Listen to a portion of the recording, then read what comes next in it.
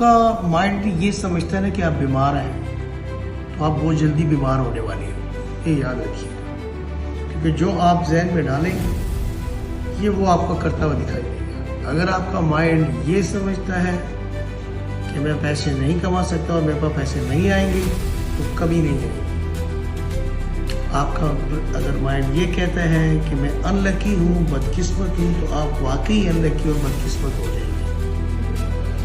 آپ یہ سمجھتے ہو کہ بھئی بات ایسی ہے کہ میں اپنی زندگی بدل ہی نہیں سکتا، تو آپ کا یہ ذہن آپ کی زندگی بدلنے کے لیے بالکل تیار نہیں ہے، کیونکہ اگر تم اپنی حالت پہ خود رحم نہیں کرتے تو یہ بھی آپ کی حالت پہ رحم کرنے کے لیے تیار نہیں ہے۔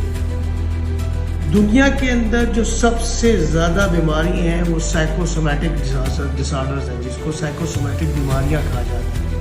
یعنی آپ اٹھ کے کہتے ہو یار مجھے لگتا ہے کہ میرے دل کی دھڑکن تیز ہو گئی ہے، تو آپ کی دل کی دھڑکن تیز ہو گئی ہے، کیونکہ آپ جو میسج دے رہے ہیں وہ وہی کرے گا۔ آپ کا وجود بیسیکلی آپ کا غلام ہے۔ آپ کہتے ہیں مجھے لگتا ہے کہ مجھے الرجی ہو جائے گی، کھانسی ہو رہی ہے، زکام کا مجھے چانسز لگ رہے ہیں، وہ ہو جائے گا۔ آپ سمجھتے ہو کہ یار مجھے لگتا ہے اس سے میری جان چلی جائے گی، تو چلی جائے گی بھائی آپ کی جان۔